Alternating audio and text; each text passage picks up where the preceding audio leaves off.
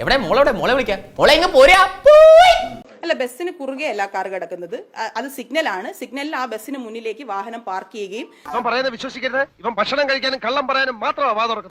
ഞങ്ങൾ ഇറങ്ങിയതിനു ശേഷം വാഹനം മാറ്റിയിടുകയുമാണ് ചെയ്തത്. പോലീസ് വന്നതിന് ശേഷമാണ് ബസ് മാറ്റിയിട്ട് ഡ്രൈവറെ ഇറക്കുന്ന ഒരു സാഹചര്യം ഉണ്ടായത്. ഹിന്ദു നിരപരാധിനിയാണ് എന്നതുപോലെ തന്നെ ഇവനും നിരപരാധനാണ്.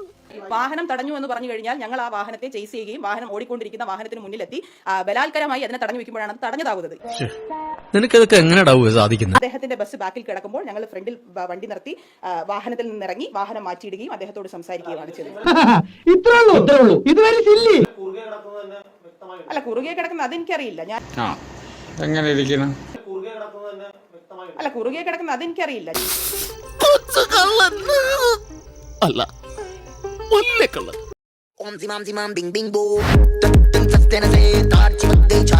അല്ല, കുറുകെ കിടക്കുന്ന അതെനിക്കറിയില്ല.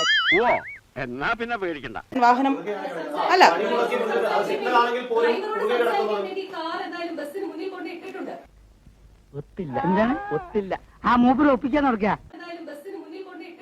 ബസ്സിന് മുന്നിൽ നിർത്തിയാണ് ഇറങ്ങിയത്. ബസ്സിന് മുന്നിൽ നിർത്തിയാണ് വാഹനത്തിൽ നിന്ന് ഇറങ്ങിയത്. എന്തായി?